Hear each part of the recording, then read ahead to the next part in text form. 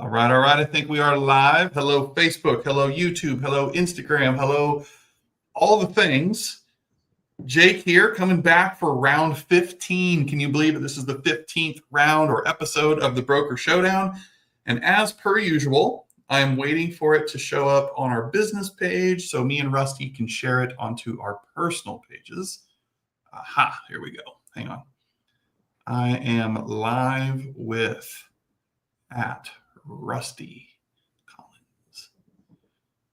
All right, so Rusty, I just shared it to my page. It should be popping up there anytime for you. Yeah, I'm refreshing now. Let's see what we got. All right. So welcome. If you're watching this live, come on in. If you're watching the replay, you can probably fast forward about 30 seconds before we get rolling here. Yeah, it's not loading up. Let's see. Not yet. Okay. Should be. Let me triple check. Yep, I see myself on my personal Facebook page. There we go. Hit share. Okay. All right. Well, while you're finishing that, Rusty, I'll just kind of kick us off here. So if this is your first time joining us and hanging out, hello. Appreciate you taking time out of your day to do that. This is the Broker Showdown. The Broker Showdown is where we feature top brokers from all across the country who are making things happen, doing big things, doing business the right way. And the rules of the game are I get 3 questions to ask my guest, and then the guest gets 3 questions to ask back to me. Anything goes, gloves are off. We have no idea what the other person's going to ask the other, which makes it fun, it's edgy, and different from most things out there. So with that said, I've got a very, very special guest today. His name is Rusty Collins. We've been running with Rusty for probably going on a couple of years now anyways.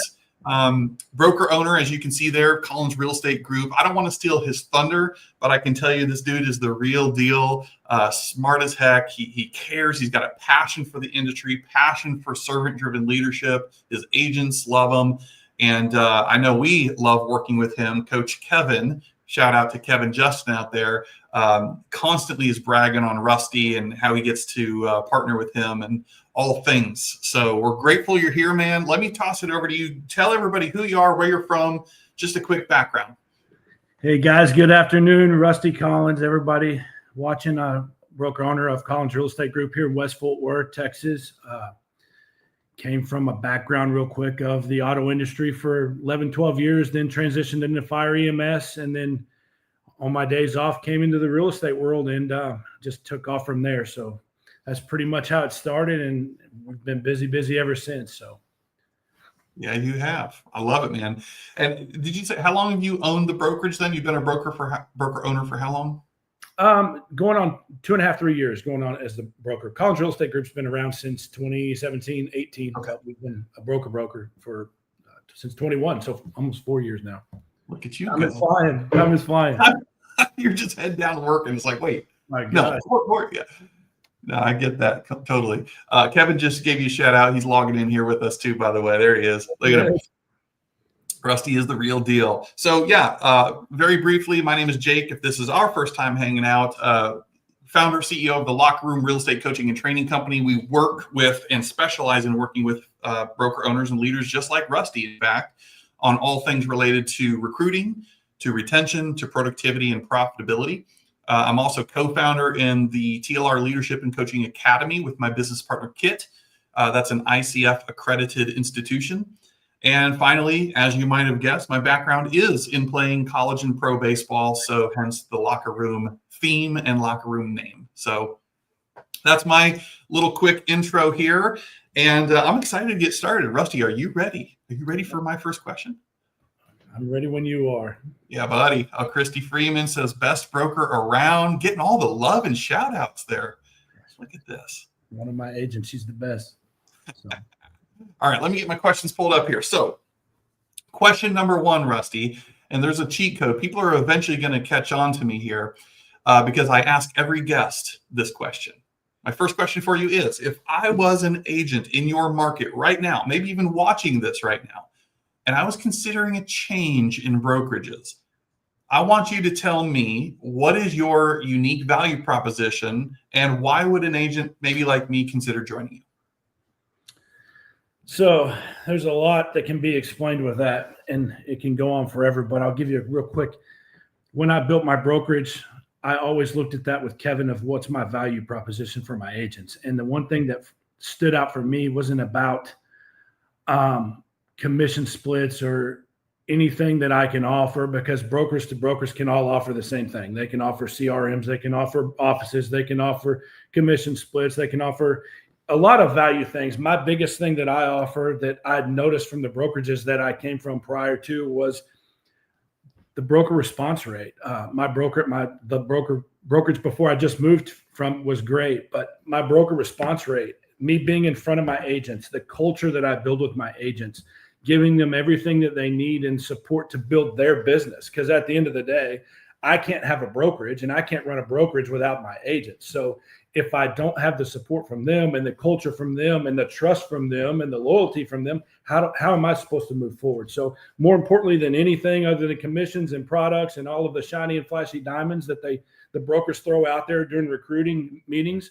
it's all about culture, and it's all about support for my agents. And I'm going to get into every deal that they're doing to make sure they close it, because at the end of the day, if they're not closing anything, we aren't either. So I hope that owns it. I love that, man. And I love how you framed it. Like, hey, listen, there are other factors like splits and tech stacks and all the things that an agent may take into consideration for wherever they choose to hang their license. But man, this is why we're aligned so much. Your passion for culture, the support, for the hands-on presence that you provide these. I mean, look at them. They're commenting all over this dang thing. Clearly, they love you. I have no idea.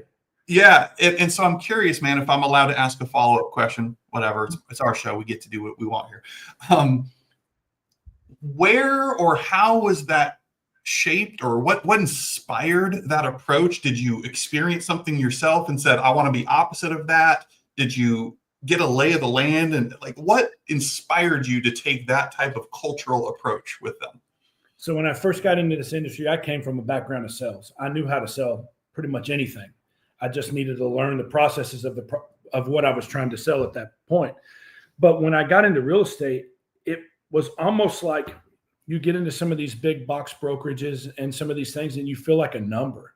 I mean, you go to real estate school, you learn how to, pretty much they try to keep you out of jail. Pretty much they don't teach you really how to sell real estate. So when you get out of real estate school, they're like, oh, hey, by the way, you got to spend this much money to join the board of realtors. You got to pay for signs. You got to pay for products that you need to use, but I'm your broker. And then you show up, and then it's like, okay, well, I need help. I got somebody that needs help. And then they call on the phone. They're like, you'll get a response in 24 to 48 hours. And it's like, I got a deal right now. I've got a live client or customer that needs help, and I need help right now. And I never got it. And so I went out and I learned how to do this myself. And I had a mentor at my first brokerage that helped me tremendously. And she taught me a lot of stuff. And then outside of that, I went to classes. I went to numerous events to meet and greet people that knew stuff in the industry. And I just kept learning and listening. And I would take a little piece from them and a little piece from them. And then I realized that, hey, I've got to build something to help agents, because when I got with the locker room, one thing that made me realize this is I was actually with the locker room prior to my brokerage. But what got me with you guys was that I realized that the agent engagement was lacking. The agent performance was lacking. The failure rate was tremendous. And I had to figure out a way to change that in my area and to get people on board with me. Yeah. Well said, man. Thank you for that. And those of you watching this, if you don't think for a hot minute this dude is very clear and confident and has this sense of conviction about his value and value proposition, go back and rewind about 3 minutes and watch it again. I just love it, man. It was so succinct, so passion driven, and it's very clear to me that you place people over people's interests and support over just numbers for numbers' sakes. And that probably shows up across the board for you all, man. So great stuff. It's fun. All right, over to you, man. Question number one for me. What you got? Oh my gosh, here we go. So you have in the locker room, you've coached thousands of agents. What's one thing you still think most brokers get completely wrong about agent retention? Ooh. All right. So you just got the sound off a little bit. So maybe I'll do the same, right? This is a safe space. Something brokers get wrong about agent retention. Okay. Here's where I'm going to take this. With all due respect, I think there's a blame game happening.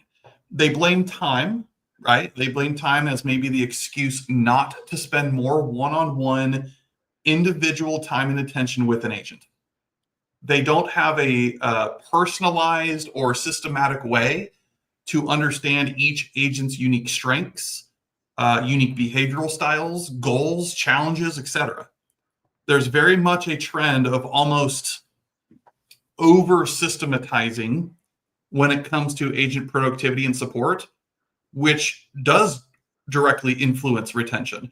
So in other words, it's putting agents in a box and grouping them to death, almost with an attitude of like, oh, well, the good ones are going to make it and the rest just won't anyways. So whatever, it's survival of the fittest, which makes it very easy for agents to hide when they're grouped or just discarded.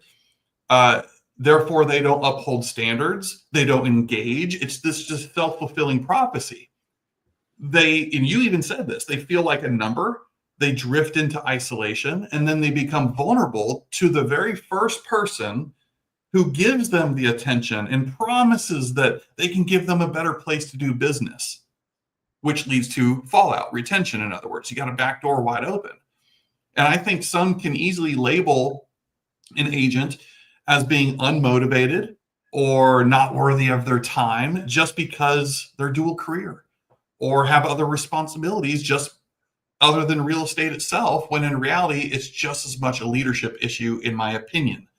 When I was starting out as a coach, for example, inside of a large office, this is actually one of the greatest observations I made. I went and interviewed 62 other coaches at the time, similarly in these offices, and found 61 ways I knew I didn't want to run my coaching program.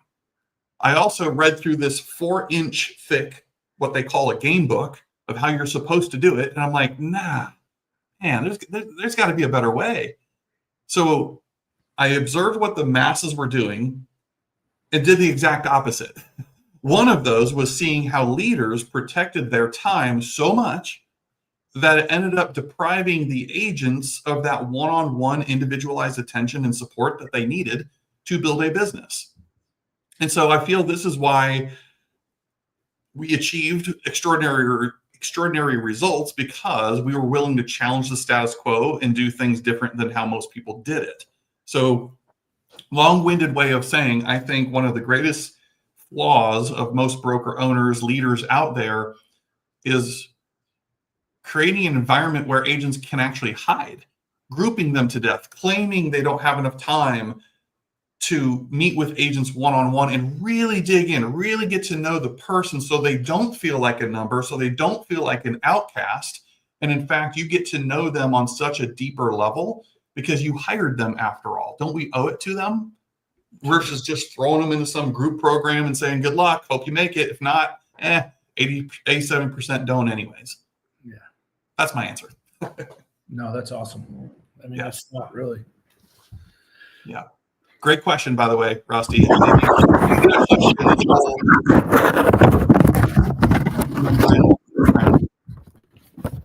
Got some feedback on the mic. There we go. Okay. Great question. I was going to say, maybe you've got a future in this whole coaching leadership thing, man. You're skilled at asking great questions. All right. Are you ready for number 2 for me? Whenever you're ready. I'm ready. So my second question for you is, from my understanding, I had to ask Coach Kevin for some intel on you. But you did say this earlier, your former career was in car sales and really had to change your approach from close them to open up a relationship, build a relationship when you got into real estate. So could you expand on that and tell us more about how your prior career has benefited you and any adjustments that you maybe had to make along the way to become the leader that you are today? Yeah. So that it's crazy because how much time do we got? Oh, we got plenty of time. This is going to take a second. So I started in the car business the day I turned 18. I went and got a job, was trying to figure out what I was going to do. I felt like I was good at sales. I was always selling stuff. Even when I was a kid, I'd sell airheads at school out of my backpack. So I was always selling something. So I got in the car business, and it taught me, the guys in the car business, my mentors there, they taught me a ton of how to sell, how to close, how to listen. And again, I went from there too. I used to set cubicles over and listen to those guys go in and close my customer because I couldn't close them. Or manager would come out and he would close my customer because I couldn't close them. And I would listen to the things he took, or he would say, and I would take a little piece of each one and I would go home and practice them. And I'd talk in the mirror and I would try to figure it out. And problem is that I wasn't listening to the customer. I was so worried about my manager coming out and yelling at me because I couldn't close the deal, or I didn't say the right things, or I didn't ask the right questions at the time, because everybody's different, that I was rushing through the process. Well, I thought that I had to close that deal that day. Well, that's what it taught me to do. So when I got into real estate, I was thinking, when I was meeting with clients and customers, I was ready to close them that day. I'm locking in a listing agreement. I'm locking in a buyer rep agreement. I'm getting ready to show them a house. And the houses we look at today, we're going to close on one. And that's not the case. And I live by, and I always will, is relationships over transactions. Always. I don't count commissions. I don't look at any of that. What I look at more importantly is the relationship that I build with the client or the customer initially. I want to find out exactly what they're looking for. And I tell my agents this 100 times: become an artist of asking questions. Ask the right questions. Don't just go in and start firing off questions that don't make sense, because the people have a wall up. They don't know what you're there to do other than sell a house. And that's all you want to do. And that's not what I want to do. At the end of the day, yes, do I want to sell a house? But I want to make sure you're taken care of, and I want to sell you your next 10 houses. I want to make sure that everything is answered and that you understand how everything goes. And we have to do that by slowing down the process. So by selling cars, it taught me how to close and how to ask the questions and how to maneuver and dance. But real estate's taught me really how to slow down and ask the right questions and make sure that my clients are truly taken care of. And it's actually helped me with agents too, because I remember the day when I first became an agent, I was nervous. I didn't know what to ask. I didn't know where to go. What was the best brokerage? They all looked flashy to me. They all had crazy things. And so it's taught me to slow down, think about it, and truly listen to what people are looking for. Man, that's actually really fascinating to me. I love people's background stories and origin stories, especially when you can take prior careers and experiences and how that translates into the work that we do today. And I love how you put it, force you to slow down versus boom, boom, boom, boom, boom. I can sell, 40 cars off the lot this month, or heck, even this week in some cases, rather than, hey, you know what, this is not a car. This is somebody's likely largest investment of their lifetime. We got to slow it down on the front end to speed it up on the back end, and do so in such a way that you ask a lot of great questions. And I think that's a gift, because some people, that's the first time that they've ever been asked a question like that. It's not what size engine and gas mileage do you want anymore. It's, where do you see little Johnny first learning to ride his bike? It's so much deeper and such an emotional transaction. How can you not do it than placing the relationship first, front and center? So I just love that, man. And I have a sneaking suspicion, because I know everything rises and falls on leadership. Do a lot of your agents take that same approach? Brag on your agents for a minute. Do they go about it the same way you've instructed and learned to do it yourself? They do, and that's why they're all hidden right now. I mean, that's the thing. At the end of the day, every one of my agents are sharp, every single one of them. And when they get to a situation where they feel like they need some help, they'll reach out to me, and I'll come in and reinforce what they're saying.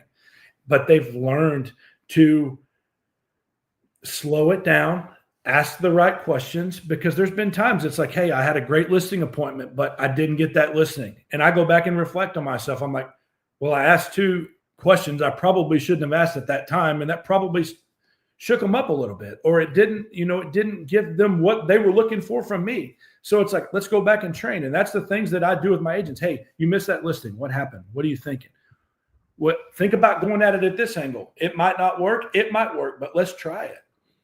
and then you just roll from there. And the cool thing about my brokerage that I can do is that they don't always come to me. They go to each other. And that's the coolest thing about my brokerage is that my agents are so close together that if one of them has a question, they'll call me on it and I'll give them an answer. And then they'll go to the other agents and the other agents give them answers. It's not like they're all hiding their own playbook. Yeah. And they're all different teams playing against each other. We're all on the same team. And I do this with agents outside of my brokerage. I get them all the time. People call me, hey, how would you handle this? And they're with a different firm. But at the same time, it's like, I want them to know what they're doing because they're going to be on the other end of my deal. That's the truest essence of collaboration right there, right? Just an abundant mindset. And I love that, man, that you've created such a great culture. And as Christy said, this must be coming from you. Ask questions that require a response that give you the opportunity to educate your clients. So absolutely spot on. Really good. All right. Anything else to add? Otherwise, back over to you for question number 2. All right. Let me see. All right. Here's another one. Let's see what we got. Let's say a producing agent is stuck between loyalty to their brokerage and the frustration of their own growth. What would be your uncensored advice to them? Ooh, Rusty came out swinging today. You did too. I mean, I'm nervous. No, you're doing great. You're doing good. Okay. What I'm thinking of right now, a couple of things, but what I'm thinking of right now, just to get this quote, I'm a quote junkie. I'm pretty sure it's Jim Rohn. Somebody fact check me on this, but I think Jim Rohn said that if you don't like where you are, move. You're not a tree. Okay, I think that's a Jim Rohn quote. But let's talk. You used an interesting word. I think you used in your question the word loyalty. So let's talk about the word loyalty first. What is the opposite of loyalty? I would submit to you a word that I think of when I think of the opposite of being loyal is betrayal. Betrayal. That's a very loaded, emotional word that can cut deep. I mean, just absolutely loaded with somebody accusing you of betraying them. So when a broker or somebody is pulling out the loyalty card, how could you? I was so loyal to you. I thought, what happened to our loyalty? Kind of what they're accusing the other person of is betraying them. That's a deep cut. Now, listen, this is so your advice. I would say to this person, this is a business. This is a business. And agents should make business decisions. The question shouldn't necessarily be about loyalty versus betrayal and carrying that kind of emotional weight around. But I would offer this instead. Instead of the loyalty card, I'm going to replace that word with alignment. Am I still aligned? Or am I now misaligned? Fair, right? Because goals change, situations change, environments change. The one constant in life is change. Sure. So I would tell that agent to open their mind, explore possibilities. Just because you're exploring possibilities doesn't mean you got to take it, right? And at the end of the day, everyone is going to do what's best for themselves. And I don't blame them for that. Neither should you. I'm loyal to my family. I tell agents a lot that you don't owe me anything, but you do owe it to your family to be open to opportunities, don't you? So how can you say no to something that you don't know anything about? Now, has this come back to bite me personally? Absolutely. I could argue, Rusty. I've lost agents with this approach. I've lost locker room coaches with this approach. I've lost staff by taking this approach. And yet, you know what? Nearly, if not 100% of the time, coming from abundance, they end up being better off. And I end up coming back and building stronger as well. People do business with you, the agent, not necessarily the brokerage that you're affiliated with. So when it comes to where am I going to do business, where I'm going to hang that license, be selfish, agents. You get to choose where you want to hang that thing, right? What's most important to you? What do you expect from your broker leader? What environment do you thrive the most in? Answer questions like that and go find it, no matter if it's just for a season or if it becomes your forever home to do business. But I think that's what I would ultimately ask or say to the agent. If you said, hey, Jake, there's a producing agent who's stuck between loyalty or being frustrated with their growth, I think that's what you had mentioned. What advice would I give them? I just check up from the neck up. What is loyalty? And is that really the right word? Or is it, am I aligned or misaligned?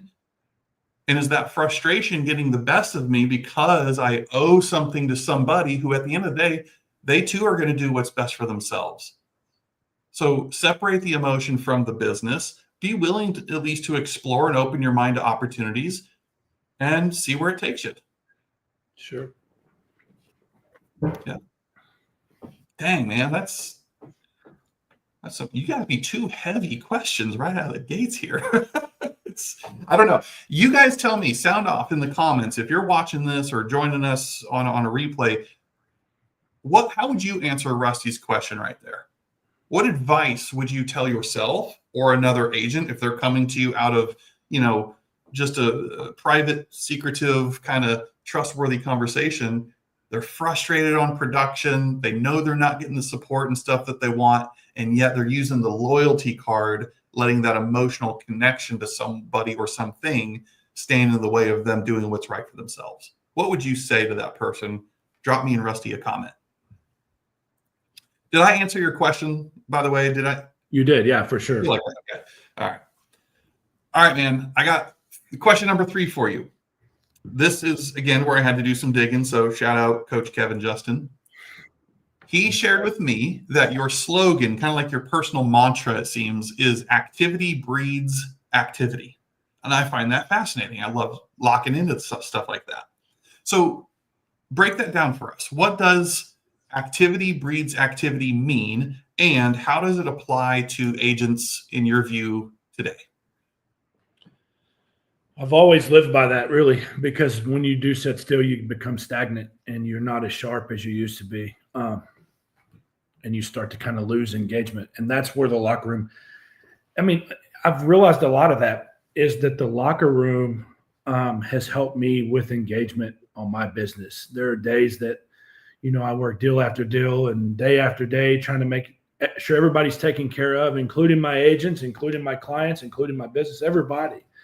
And there's days that it's like I'm just ready to, what can I do next? And I go back to every time I go back to, and Kevin and I have done this a lot, my activity breeds activity. If I'm moving, business starts coming out of nowhere.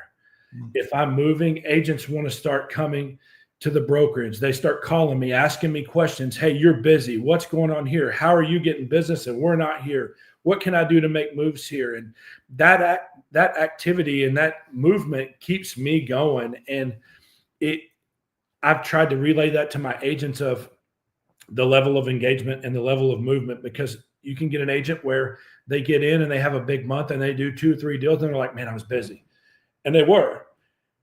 And they're like, I'm going to take a breather. And what happens? Well, when you do real estate, you're not working like, for example, it's August 7th.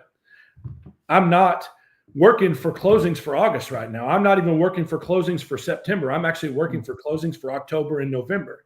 And so my movement, I can never slow down, because if I do, the ball's going to roll right over the top of me. And when it does, it's eventually going to stop. And then you can't ever get it moving. And that's where I've always lived by activity breeds activity, because movement is encouraged or all business is going to stop at some point. And it's going to be really hard to get the ball rolling again. So I always tell my agents, keep moving, keep talking to people, keep doing the things you're doing. Don't shortcut your deals. Don't shortcut your sales processes, and call me if you need anything. That's what I've always told them. Every time I hang the phone up, you can ask them. Every time I hang the phone up, I make it a point to say, call me if you need anything, and I will jump in any deal. So, Rusty, you just took us to school right there, man. I mean, there's like some scientific physics stuff going on here about inertia and momentum, and you're spot on. There's no arguing it, right? Consistent activity equals consistent results. But the minute I stop, like I always use the example of like Have you ever seen the Strongest Man competition, like on ESPN at 2:00 in the morning when there's nothing on? You know what I'm talking about? You got this big guy who's got this rope in his hand and like a freaking fire truck or airplane behind him. And look at me. I mean, I wouldn't know, but I would guess that the hardest thing about it is just to get that tire to make its first rotation, just to get it moving, to your point with the rock. But I would also assume that once he's tugging and tugging and tugging, now we got some motion, it gets a little easier and a little easier and a little easier, otherwise known as momentum. And that is such a great depiction to what agents do who are riding that real estate roller coaster. The thing they did today that got them the sales in 90 days, they stopped doing because they're all servicing the existing business, right? Has that been your experience as well? Yes. And the thing is that that's what I always look at is that people will start, they'll come out hot. I always used to see this in the car business. The guys would come in, these new sales guys, and they're fired up, and they would make a couple sales, and then they would make a big check. And the next month they'd take the next month off. And it's like, they've got, they made a huge check. And I'm like, then it's like, so let's just use that for example. August, they hit it hot. September 1st, they made a huge check. September, they take off. And then October 1st rolls around. They're like, man, I ain't got any customers. I ain't got any clients. Where are the clients? Where are the customers? There's no sales. And then it becomes like a thing in their head of, well, this business is slow. Maybe I should go do something else. Maybe I'm not good at this. Maybe my processes aren't right. And then they start second guessing everything they're doing. And I've done this. I'll be the first one to tell you I've done this. I'm not just saying this, people do it. I'm going to take responsibility. And Kevin's sitting back there knowing that I've done this. And all you have to do is get that ball rolling and keep it rolling. And stuff will just start coming out of nowhere. I'm telling you, it does every time. That's so good, man. So good. I got to read a couple comments. We're going to flash a couple here on the screen real quick, and then I'll let you ask me the third one. So Christy Price, I agree with you. Hey, I have somebody that agreed with me. Yay. Got to take the emotion out of it. I like the alignment you said. In the end, you need to be where you can successfully grow your business for your goals. Amen, Christy. Another Christy says, if you're not getting the support you feel you need, then you need a change to better support yourself by going where you can get what is best for you, regardless of your emotions. Emotions don't pay the bills. Oof, write that down. Let me give you one more. Keith Dean, what's up, Keith? Agents need to find a broker that is there to support them. You, the agent, hires a broker for your business, and loyalty to a broker does not pay your bills. This is business. Don't take it personal. Some dang good advice all around, you guys. What great participation, too, by the way. Rusty, your group is showing out for you today, my friend. Yeah, they're the best. I'll always go to bat for them. They know that. Yes, that is the truth. On a sales pitch, I'll do it any day of the week. All right, my man. Hit me with number 3. All right, let's see. If someone told you that here's a good one. This is a good one. Someone told you that your hat game needs work. Would you take that personally, or is there a cowboy hat in your future? Did Kevin put you up to this one, or did? No, I just have always noticed that you wear a different hat in almost every video. I have and I'm the world's worst with hats. I have a million hats. So it's, I'll put this one on. And is there a cowboy? Oh, look at that sucker right there. I mean, your colors, your brand is on point. I try. Okay. How do I even answer this? Okay, no, I got it. All right, give me a second here. I like to consider myself coachable too, Rusty. So I would take zero offense to it. To your question, would I take it personally, or is there a cowboy hat in my future? I would not take it personally. No offense taken. And I would happily rock a cowboy hat. I don't know if I'd look good in it, but I'm willing to take one for the team here. You know, if I just knew somebody in Texas that could hook me up. There's 2 of us in Fort Worth. Yeah, anyway.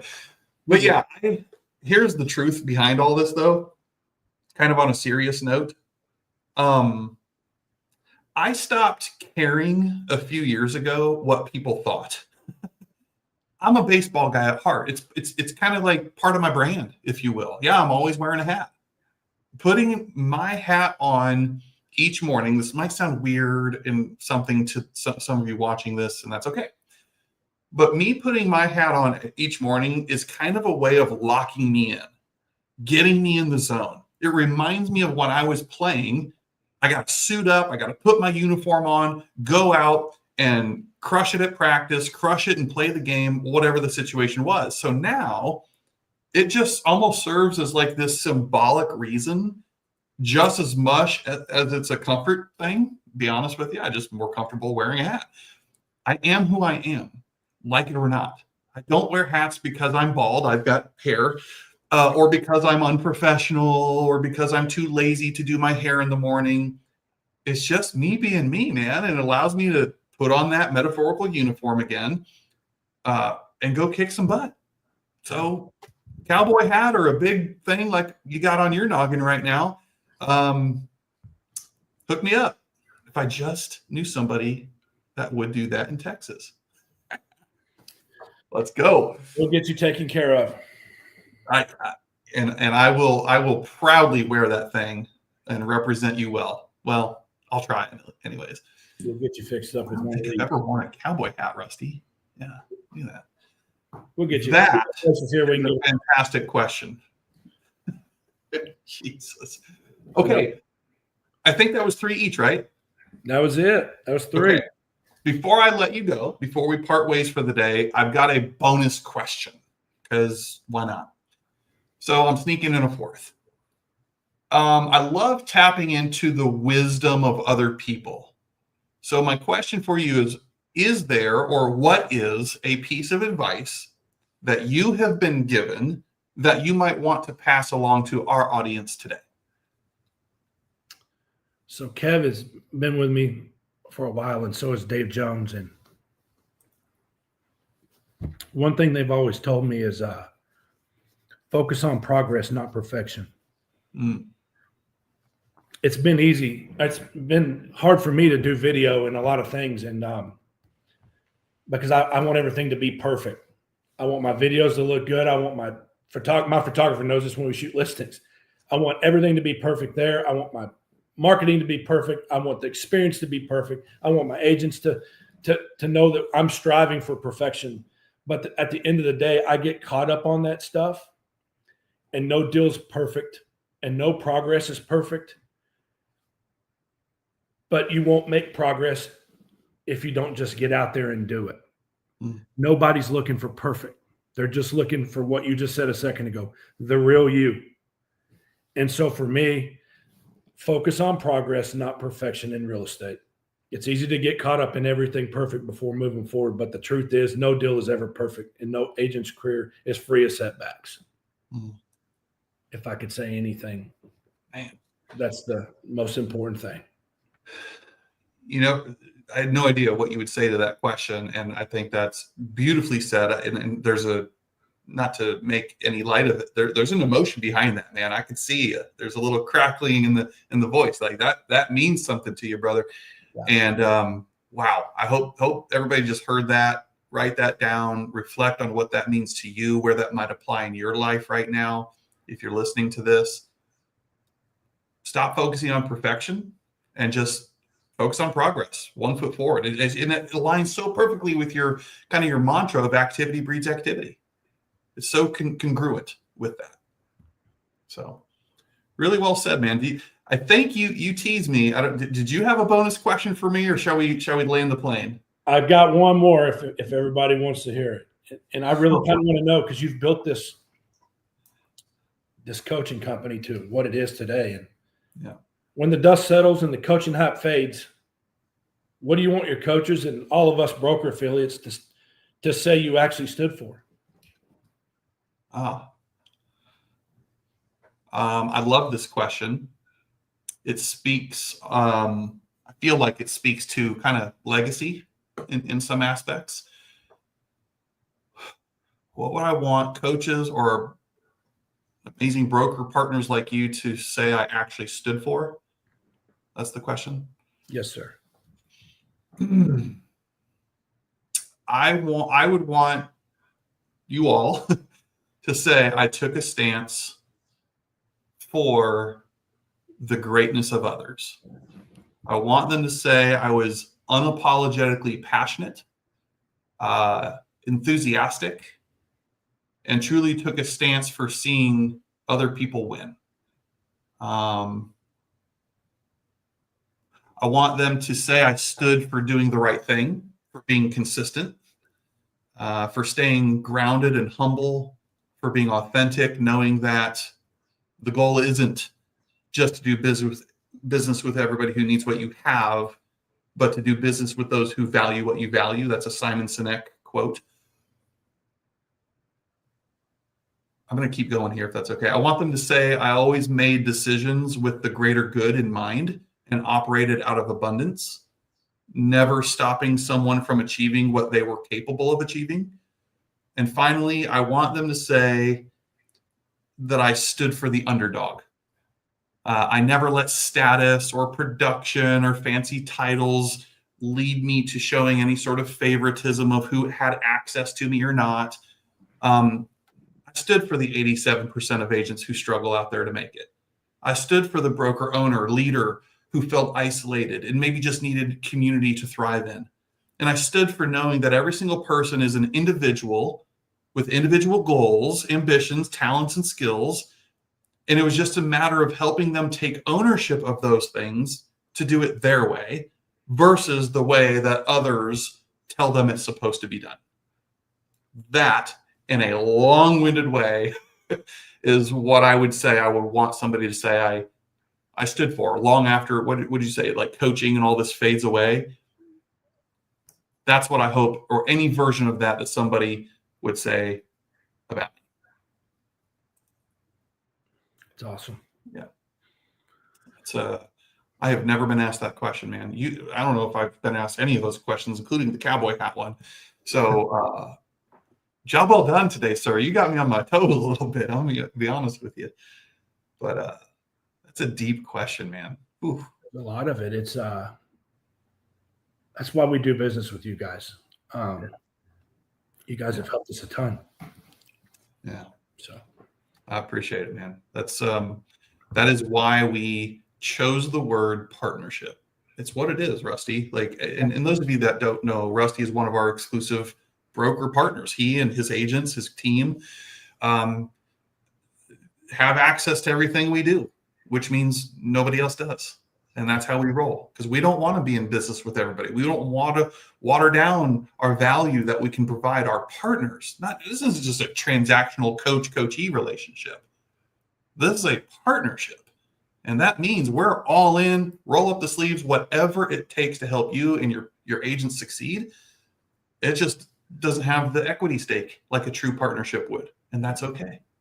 We're here, right? So, man, this has been so good. I appreciate you. And by the way, those of you that don't know, we're all making sacrifices and stuff. This was a big deal because Rusty is a golfer, man, and he chose this. I'm half kidding. Like he's just not just piecing out the rest of the day. But, I'm just beyond grateful for the 45 minutes or so you've given us and the wisdom you've shared with us today, your abundant heart, enthusiasm for supporting your agents the right way. Don't change, man. I'm not saying you never will. This is in your heart. It's in your DNA, but don't change. No matter what status or income or prestige comes along the way, this is what makes you you. And I'm so grateful for you, man. No, it's been awesome. Thanks for having me on here. It's good to see everybody on here. And I mean, it's been a lot of fun. And no, I didn't make any sacrifices today. It's actually 103 outside, so I don't need to be teeing off anywhere. But Christy just said it's too hot to golf at 12 anyway. There you go. So maybe she'll be calling me in a minute anyway about a deal, so we'll be okay. She's turning these deals like crazy. All of them are. That's the thing. That's what's awesome about us. They're turning deals while everybody else is like, hey, the market's down. Yeah. Hey, speed of the leader, speed of the team, Rusty. Activity breeds activity. Y'all write that down. Remember that. Rusty, last thing for me, it's not a gotcha moment, but if I'm an agent, maybe even a broker right now who's watching this, and I'd love to chat with you, what's the best way somebody should reach out to you if they want to chat or explore opportunities? I mean, if they're on Facebook, Instagram, obviously they can follow me. They can send me a message there, or my contact information's all over that stuff. So my phone number's there. Shoot me a text, give me a call. I mean, even that's what I always tell agents all the time, that just because you're not my brokerage doesn't mean I won't help you. So I have agents. I've had agents that I tried to get over. It took so long to get them over, and they know who they are. And they finally came on board, but they would call me before when they were with a different brokerage. Hey, my broker's not answering. Can you answer something? And I have no problem in doing that. So anybody needs any help in this industry, give me a call. So, and he means it. Take him up on it. And I'm gonna come down there and go take me shopping for a cowboy hat. Erica's down here too. We'll take care of you. Oh yeah, no, I know. Yeah, all good. It'll be good. So, Rusty, you're the man. Thank you so much. We're gonna call it a wrap for now. This is round 15 of the Broker Showdown with Rusty Collins, broker owner, Collins Real Estate Group. Thank you so much, man. And we are done. Over and out. Guys, thank y'all so much. Thank you.